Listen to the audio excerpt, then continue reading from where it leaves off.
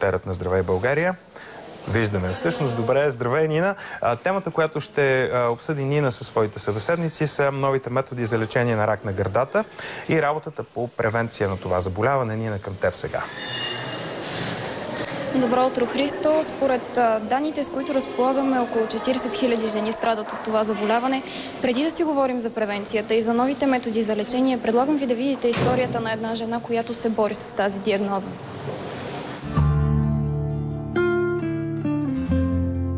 За Диана Бурлакова битката с рака на гърдата започва преди 13 години, когато тя е едва на 33. Винаги съм казвала, че много неща се променят в Христовата възраст. Аз се разболях, но и до днес вярвам, че е било за добро. Всичко започва с една обикновена профилактика, когато тя разбира страшната диагноза. Първата мисъл, която ми дойде на мен, няма да видя дъщеря си пораснала. Това беше първата ми мисъл. Това ме оплаши най-много. Имах чувство, че света се срина за секунди. Нищо вече нямаше значение и всичко имаше друг цвят. Първият човек, на когото Диана казва, е съпругът ти. А когато казахте на съпруга ви, че сте болна, той как реагира?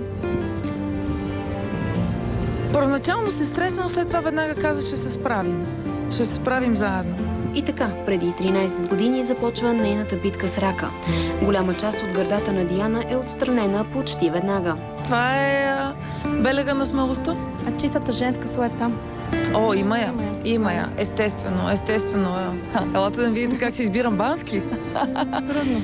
Да, винаги. Тук да не се вижда, там да не се вижда. По време на лечението обаче тя не прекъсва работа нито за миг. Включително когато ходих на лъчетерапия, записвах рано сутринта, когато ходих на вливания, ходих или в обедна почивка, или сутрин рано. Справях се, не съм си оставала вкъщи нито за момент. Операцията и лечението преминават успешно, но преди 5 години болестта напомня отново за себе си. Борбата, която вода, е доста добър успех, защото ремисии се получават пак.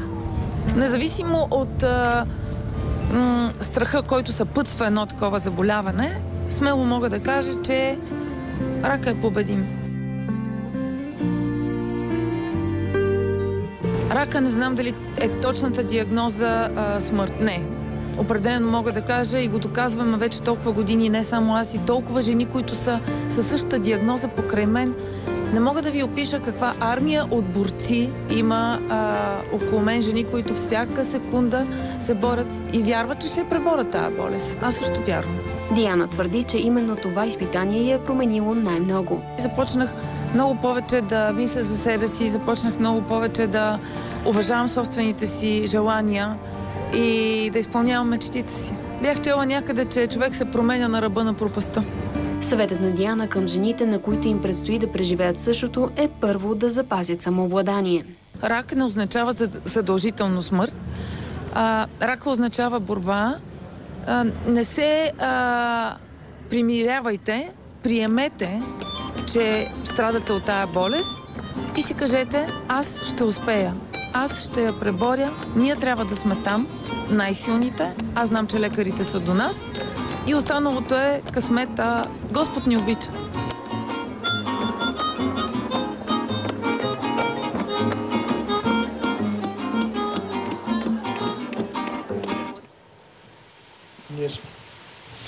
Обръщаме се директно към доцент Валерианова. Вие самата в ефира на Нова телевизия преди време споделихте, че сте се борили с такава диагноза. През какви етапи от позицията на опита и въобще от лекарската позиция преминава човек?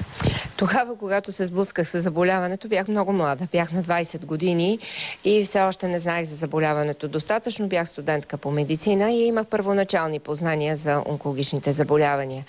Това, което мога да кажа, че трудно и тежко се приема такава диагноза. В един момент човек има чувството, че изпада в някаква дупка, в едно празно пространство. И затова в един такъв момент е изключително важно да мобилизира силите си, да мобилизира волята си, да наделее желанието за живот и най-вече да има подкрепата и съпричастието на близки приятели, на роднини, защото това е изключително важно. Те са хората, които в такъв един момент трябва да са до човека, който има проблеми, до човека, който е заболял, защото така, само съвместно и заедно, и пак казвам с големи усилия на волята, човек успява да мине през тази психологическа бариера. Минавайки през нея, това е един голям процент вече и шанс за по-добър изход от заболяването. Кои са рисковите групи? За рака на гърдата много се говори за това, кои фактори водят до по-висок риск за заболяване. Напоследък имаше и статии, които показваха, че един голям процент от жените, над 50%, при тях дори не е открито никакво рисково поведение или фактор, който да е действал. Но така или иначе, с по-голяма вероятност при рака на гърдата, естествено е възрастта. Заболяването, както всички останали заболявания, напредва с възрастта. Фамилната обремененост, особено първа линия родство, когато имаме в рода си болни майка, сестра, баба, тогава вероятността също е по-голяма. Заболяване на другата гърда, вероятността да заболее и втората също е голяма. Хормонални фактори, които също оказват влияние, репродуктивно поведение, брой раждания, кърмения, всичко това са фактори, които оказват влияние. Социалния статус. Това също не е без значение. Смята се, че рака на гърдата е заболяване, от което боледуват по-често хората, които са по-интелигентни, по-високо образовани от по-големите социални групи на населението. Това е заболяване на икономически развитите страни. Обръщаме се към доцент Гаврилов. Кажете ни колко често трябва да се преглежда една жена? Има различни периоди от женския живот. Това е детородната възраст и постменопаузалната, но аз бих ги разделил на до 40 и след 40 годишна възраст. Много е важно да се води природосъобразен начин на живота. Доцент Валерианова каза преди малко, че социалните слоеве с висок икономически потенциал боледуват по-често. Това се дължи и на един факт, че имаме неприродосъобразен начин на живот. Младите жени трябва да знаят, че освен да се пазят от аборти и да не злоупотребяват с хормони на база противозачатъчни, те трябва да знаят, че те трябва да раждат на време. Тоест до 26 години първо раждане, че трябва да имат повече деца и да кърмят по-продължително време. Това е така наречения природосъобразен начин на живот. Съобразно с него, всяка жена трябва да знае до 20 години, да има съответните познания, че трябва веднъж месечно сама да преглежда себе си, разбира се, под ръководство на съответния специалист, и от 20 до 30 години веднъж годишно да минава на мамолог. От 30 години от 6 до 8 месеца и след 35 или най-вече 40 години 6, максимум 7 месеца. Това включва преглед при съответен специалист, който да уточни индивидуалния статус, да уточни какви изследвания са необходими, ако са необходими, и разбира се, след 40 години в този контекст влиза и на всеки 2 години мамография, т.е. рентгенова снимка на гърдата. Създаденото досие, познание и умения на жената дават нейната гаранция. Отделно, веднъж годишно трябва да минава на гинеколог. Тук е момента да споменем, че стартира една инициатива и болницата е бенефициент на нея. Целта на тази инициатива е да се съберат средства за закупуване на апаратура. Малко повече за тази апаратура предлагам да ни разкаже доцент Първанова. Кажете ни какво представлява тя и защо е толкова скъпа? Цената се обяви, че е 3 милиона.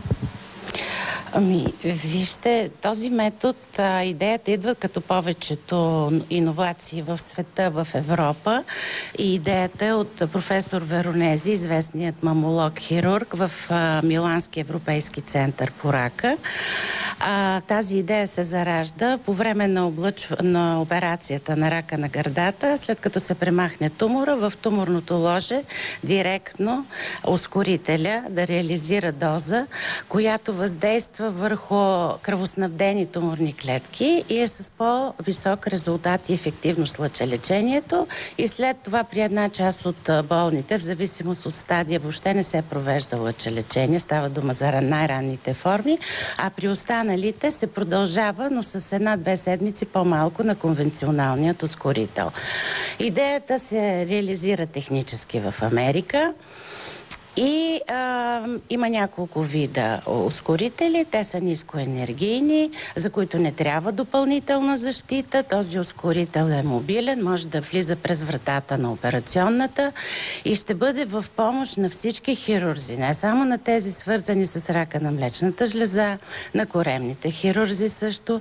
Тоест там, където съвременните методи за лъчелечение, химиотерапия и хирургия не могат да достигнат до добър ефект в лечението, се добавя този метод и при първични, и при рецидивиращи тумори, при които вече сме облъчили и кожата не позволява да се добави допълнителна доза на конвенционалният, обикновеният ускорител.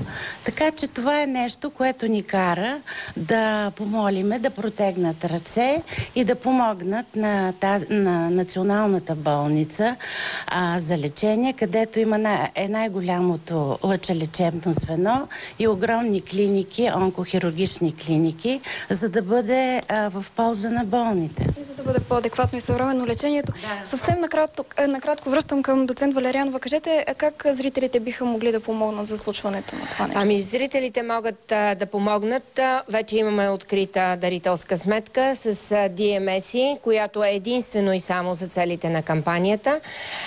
Тя е на номер 1777 от всички мобилни апарати. Сега не знам дали има или няма ДДС. Нещо говореха, че е премахнато, после пак, че всъщност се удържа ДДС върху такива дарителски сметки, но така или иначе 1 левче е цената, която се взима от DMS-а. Всеки, който желае, може да направи това. А утре вечер имаме една голяма благотворителна инициатива, изключително важна за нашата болница и за целите на кампанията. Известни български художници са дарили своите картини, за които ще има търг. Те са качени вече. За съжаление, обаче ми казват финал. Съжалявам, че трябва да ви прекъсна. В общи линии това е всеки, който